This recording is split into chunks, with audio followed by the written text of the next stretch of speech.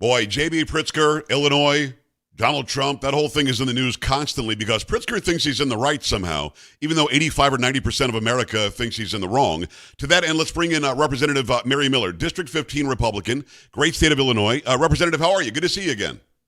I'm great. Every day is a wonderful day of opportunities. It certainly is, and you are great. I agree with you on that. Can we talk about your governor for a second? Because I just don't get it. Sure. The guy can't love crime. He can't want people to be unsafe. It just sounds like he doesn't want President Trump to have a win. Wouldn't it be smart of him politically even? I mean, forget, maybe he loves crime. But politically, it would be smart for him to say, hey, President Trump, at my request, I'm doing it. Let's keep the people safe in Chicago. Send in the National Guard. Wouldn't that be smarter? It would be, but the man is a self-consumed, failed leader. And I guess he would look at it as admitting to his failure. He has taken a strong stand for the criminals and for the illegals in Illinois. The people in Illinois are suffering both by being the victims of crime and then having to pick up the tab for all of this. What doesn't make sense to me is we're seeing the success in Washington, D.C. And it's not just because Trump says it's a success or Miller or Pags. The residents of D.C. are going, thank you.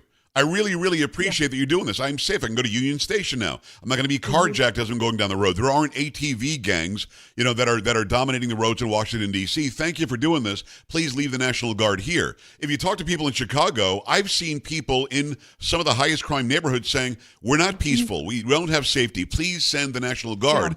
Again, Muriel Bowser, the mayor of D.C., was smart enough to say, it's working. And I'm really glad that we're doing this together. Is Pritzker going to come around to that, or that he's dug in? He's not going to change. He's dug in, and same with the failed Mayor Johnson in Chicago. They're literal disasters. But I've talked to people in Chicago. I talked to Pastor Corey Brooks from Englewood, which is one of the most dangerous neighborhoods in Chicago, and they are waiting for President Trump to send the National Guard in. They want help. And I think JB Pritzker and Mayor Johnson are gaslighting the people by the people, especially of Chicago, by making them think that this is normal to live this way. It is not normal. And I think one reason President Trump is successful when he sets out to do things is that he truly cares about the American people. And the first order of business is safety and security. What matters if you don't feel safe in your community? I couldn't agree more. What's interesting is you can have 54 shootings in a weekend, Labor Day weekend. You can have 7, 8, 9, 10, 11 people die, depending on what outlet you focus on. A lot of people are dying. A lot of people are being shot. A lot of it happens to be black on black crime that isn't reported much by the media because I guess they don't care about black people unless they're being somehow attacked or oppressed by white people. Having said all of that, the people of Chicago aren't dumb. I think Brandon Johnson is one and done. Isn't he the same guy that's spending $80,000 on an office for his wife at City Hall? So here's a guy that's just living high in the hog and probably is one and done. But Pritzker's a different animal because this guy, it seems as though he's just going to stay in that office as long as he wants. I think he thinks he's going to be president. What do you do about it? If you're a Chicago resident right now, or you're an Illinois resident, which by the way is geographically red, but Chicago makes it a very blue state. What do? Do you just you toe the line, you hold on, you wait them out? Hopefully these people are going to be gone, or can you make a stand and do something about Pritzker, who doesn't want them to be safe, and Johnson, who's completely incompetent? Yeah, well, the first thing I want to say to the people is don't lose hope. I don't think President Trump is contemplating coming. I think he has promised that he's going to come. And I think he will be successful in Chicago like he was in D.C. But I want you to, the people that are listening to this that reside in Chicago, you have been duped by the Democrats. Chicago has been under Democrat control for 100 years. Wow. And the policies are terrible for the people that live there. And they want to say Black Lives Matter. If Black Lives Matter, why are they allowing the crime to continue this way? Why will they not welcome help? And then also, has JB Pritzker ever met with a victim's family? I don't think so. I think that's a good question. I don't think he has either. He keeps on doing these walks now in these neighborhoods, talking about how safe he is. Just off camera, he's got armed guards protecting him. So that's just kind of dumb. What doesn't make sense to me, and I'm going to use this, and not because they're the similar size. I promise it's not why I went here. But Chris Christie was smart enough to meet with Barack Obama after Superstorm Sandy, because as the governor of New Jersey, although he's off the reservation these days, but as the governor of New Jersey back then, and as a Republican, he still wanted the help of the federal government. government. He wanted the help of the executive branch. So I keep on going back to this, and your answers have been fine. I'm just wondering, why does he have this mindset that he will spite the people of Chicago to make sure he doesn't give Trump a win? Well, he's living in a delusion because he's never had pushback. He's been able to use his money to buy the governorship, and he thinks he's going to use his money to buy the presidency. But even on top of that, the media is complicit, and they want his money for when he runs for, well, he obviously as governor and when he runs for president. Right. So they don't get to, not just JB Pritzker and Brandon Johnson, but all the Democrats have not had any pushback. They haven't had to defend their bad ideas. But I think that we're at a place now where their ideas are not bad. They are ridiculous, and they are on the wrong side of the populace. So I just want to tell people, quit pushing the D button. These people do not care about you. Look at their policies. And I don't even think you could say that JB Pritzker has been passive. No, he has been actively supporting criminals and illegals. He has rolled the red carpet out for illegals. We're a sanctuary state. Chicago's a sanctuary city. They're hiding the crime from illegals. They're issuing driver's licenses to these people that don't even speak English, and they're making the citizens in Illinois pick up the tab for it. Are they at the critical mass? By the way, it's Representative Mary Miller, District 15, Republican, great state of Illinois. Go to marymiller.house.gov. Are they at critical mass? Are they at an inflection point, the people of Chicago? I've seen some of these town hall meetings, some of these city hall get-togethers where the public speech part, the public hearing part, they're lighting Brandon Johnson up. How dare you? You're seeing freebies going to people who are here illegally. As you said, they're just here illegally. They're getting sanctuary as the people of Chicago, north side, south side, they are suffering greatly. Are they at the point to where they might pull a Rudy Giuliani in the early 90s in New York? Might they go for somebody who's Republican as the mayor? Might they go for a Republican governor because they've had enough? I would hope so. So crime is an issue, but crime then impacts economic opportunities because businesses are fleeing Chicago and Illinois overall, which now you have another problem there. And then the education system in Chicago is an utter disaster.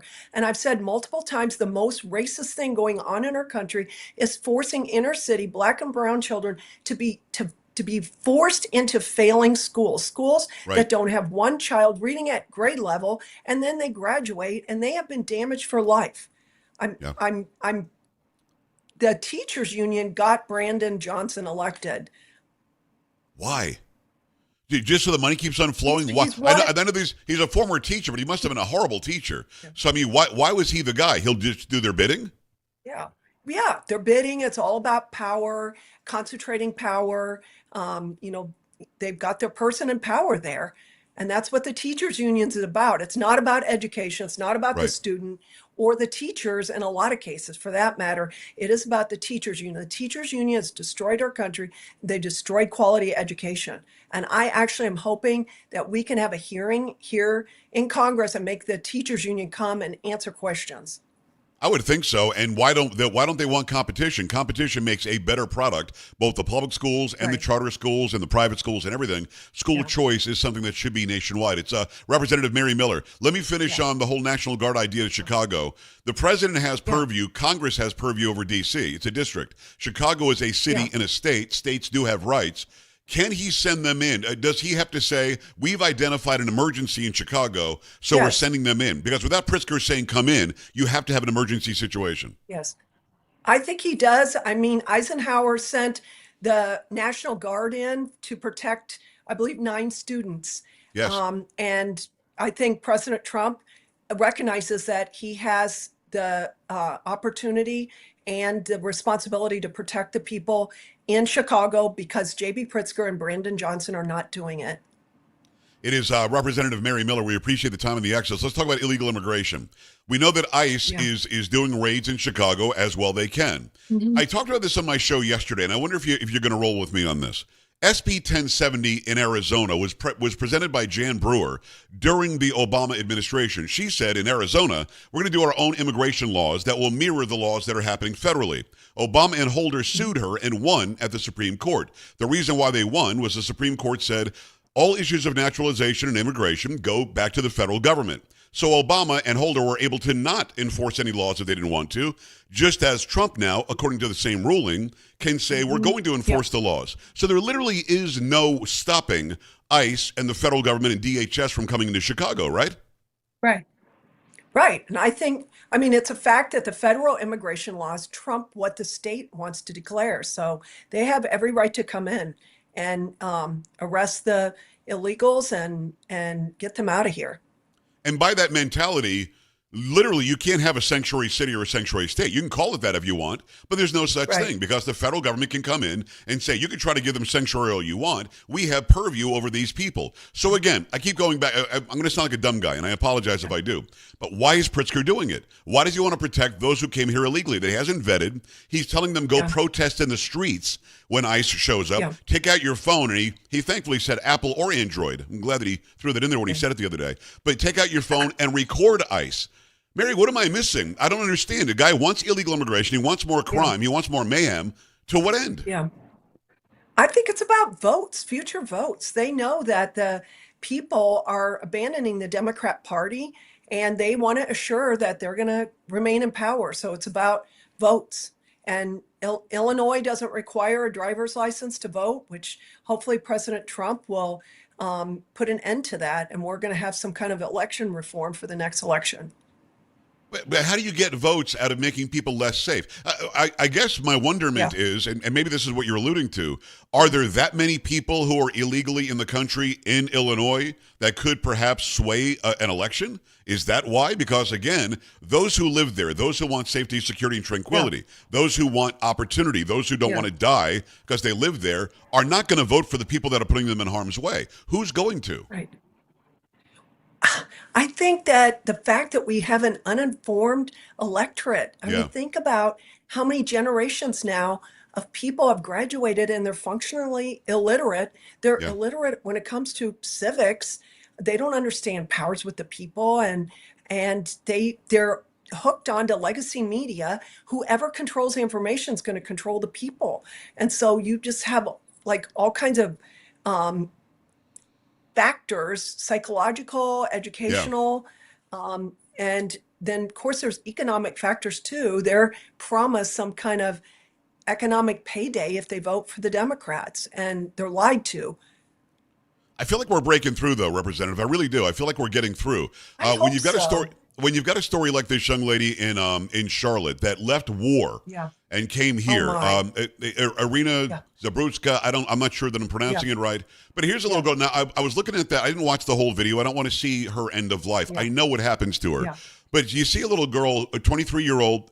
Ran from war, got on a bus. She's wearing a hat and a shirt that match. I'm assuming she just came from her job. Right. She came here, got a job, she doesn't have a car. She's going to ride the metro, and she ends up dead because of that. And not one person in the media did anything about this. George Floyd was big news 3 minutes after it happened. Michael Brown, who caused his own death, was big news 3 minutes after it happened. And again, if she were black and the assailant were white, I'd be just as upset that nobody talked about it if they weren't talking about it. So when it comes to the media, are we waking up as a society when we realize George Floyd was mentioned 17,000 times and this young lady hadn't been mentioned once by the mainstream media? Well, we are waking up because we have other media outlets like you besides mainstream media. So that's an issue. But also, President Trump is waking the people up. Going into D.C. was a big deal. Tamping down crime in 2 weeks is a big deal. So he's showing the American people it can be done. And he's drawing attention to this in a way that hasn't been done in a long time. But I mean, you got a guy, though, who was out. He was 14 times. You've got his booking photo 14 times. You've got somebody who appears to be a judge that's incompetent, letting him out on heinous crimes. There were at least a couple of times that he was actually convicted of beating up women. He was a parole violation, which means, of course, he was in prison at some point. This is a multiple-time bad actor who's riding a bus and decides I'm going to kill somebody. And there are some reports, and I've seen the video, where he appears to say, I got that white girl. Now, we don't want that person on the street. The person should not have gotten a slap in the wrist.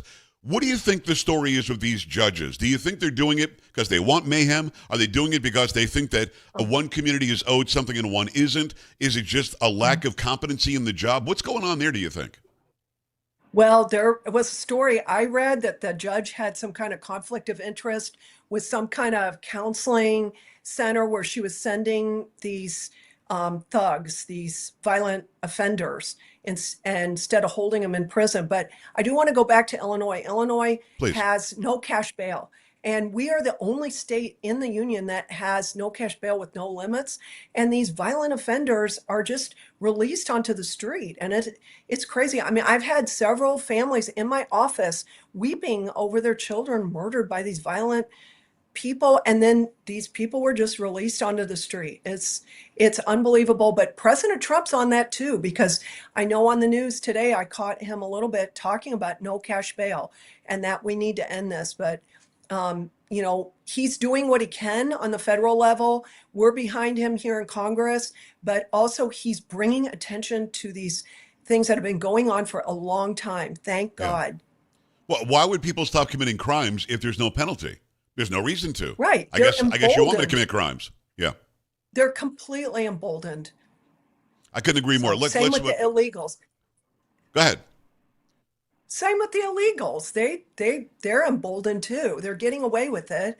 And I know Illinois, I've had Katie Abraham's parents were in my office, Right. and she was killed by an illegal in Urbana, Illinois.